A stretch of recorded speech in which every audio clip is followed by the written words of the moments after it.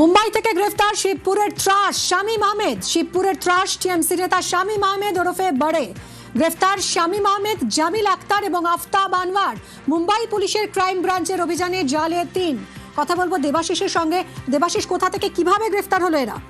দেখো, মুম্বাই পুলিশের তরফ থেকে যেটা জানানো হয়েছে, তাদের কাছে একটি সূত্রে খবর আসে কিছু দুষ্কৃতী মুম্বাইয়ের দেনোয়ার এলাকার একটি আবাসনে সেখানে লুকিয়ে রয়েছে এবং এই খবর পেয়েই মুম্বাই ক্রাইম ব্রাঞ্চের পুলিশ তারা কিন্তু দেনোয়ার এলাকায় এসে এখানে আবাসনে গিয়ে হানা দেয় এবং সেখান থেকে ৩ জনকে গ্রেফতার করে। ৩ জন কারা?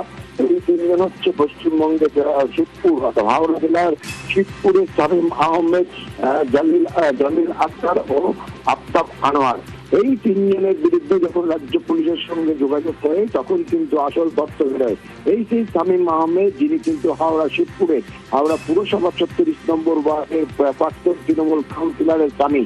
তার বিরুদ্ধে অভিযোগ উঠেছিল গত ৭ তারিখ তিনি কিন্তু ভোট পরবর্তী হিংসা এলাকায় বোমাবাজি এবং বিজেপি কর্মীদের লক্ষ্য করে গুলি চালায়। পরবর্তীকালে এফআইআর এর ভিত্তিতে তাকে যখন তল্লাশিতে যায় সেই সময় তার বাড়িতে পুলিশ কিন্তু একটি সুড়ঙ্গ উদ্ধার করে এবং সেখান থেকে বিলাসবহুল বা ঘর উদ্ধার হয় এবং ইতিমধ্যেই এই শামীমের খোঁজে বিভিন্ন জায়গায় তল্লাশি চালাচ্ছিল হাওড়া সিটি পুলিশের গোয়েন্দা বিভাগ। মুম্বাই পুলিশের গ্রেপ্তারের পর হাওড়া সিটি পুলিশের একটি দল তারা কিন্তু ইতিমধ্যেই মুম্বাই পাড়ি দিয়েছে। আজই তাকে মুম্বাই আদালতে তুলে ট্রানজিট রিমান্ডে আমাদের রাজ্যে নিয়ে আসা হবে। বলা যায় যে এই শামীম আহমেদ তার যেহেতু শিবপুর এলাকার ত্রাস ছিল, এর আগে একাধিকবার গ্রেপ্তার হয়, এমনকি এনআইএর হাতেও কিন্তু গ্রেপ্তার হয়েছিল বোমা মারার অভিযোগে।